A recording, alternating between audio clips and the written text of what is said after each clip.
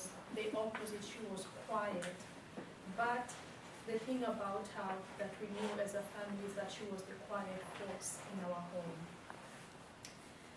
I did not know this until I was much older, but most of the things that got done in my family, it was because of my mother, because she got things that she wanted to get done accomplished.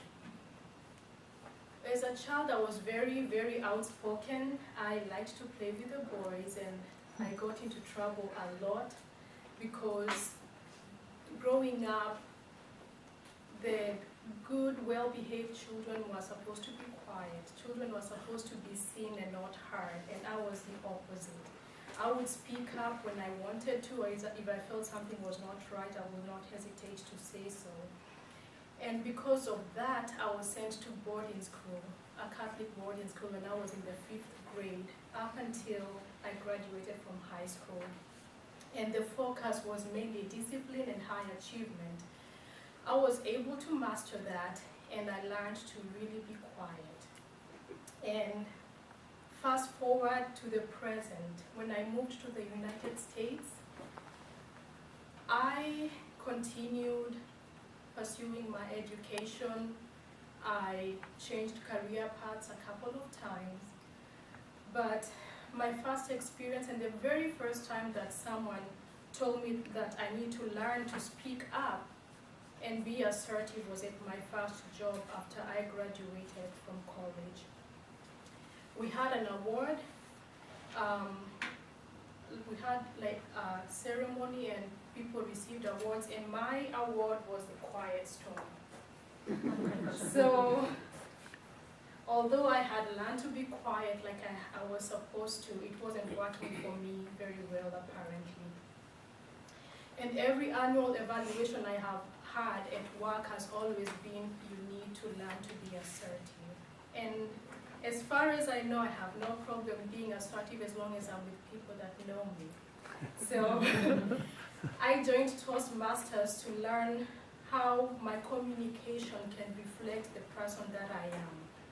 I tend to be very adventurous. If I set myself to do something, I will do it, which is something that is very hard to show when you're quiet or seem soft-spoken.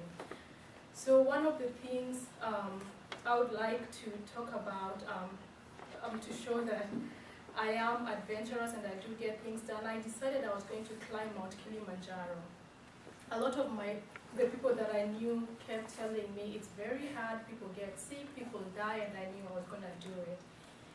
And my friend calls me a mighty mouse, so she kept reminding them, Anne is going to do it, she is going to do it. So I got ready. I remember going to the gym and running with my hiking boots on and looking really silly, but I did it. And when it came to climbing the mountain, I decided I was going to go with a more scenic view, which was harder to do, but I was going to do it. I got ready, I was prepared, but for backup, I did go to the travel clinic and got all my shots and got medication so that if I got altitude sickness or any pulmonary edema, I would do well and not have any hindrances. An example of the challenges that I have faced have been mostly in my career.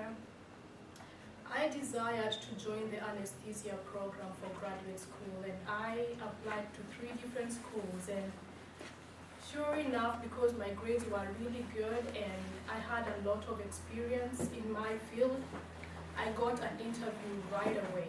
Until we got to the interview, and I did not do well.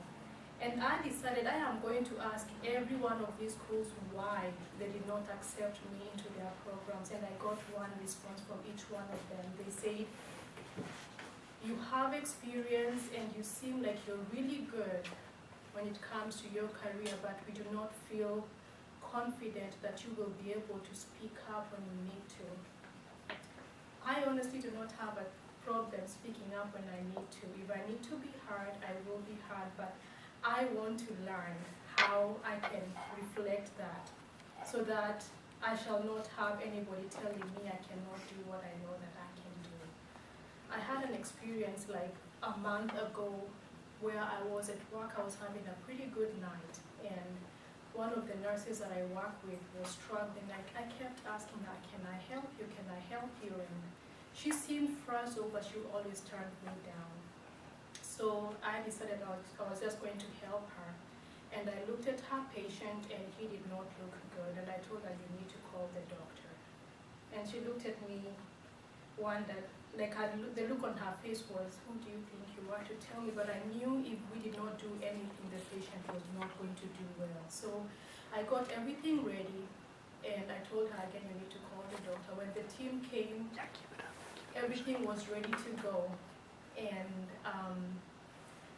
one of the people that happened to come was like, thank you for getting everything ready. And he happened to be a director for one of the schools I interviewed for. And he said, I think I've met you before. And I said, I applied for your school. I was not accepted. And I told him why. And yeah, so pretty much that shows that I need to have my communication reflect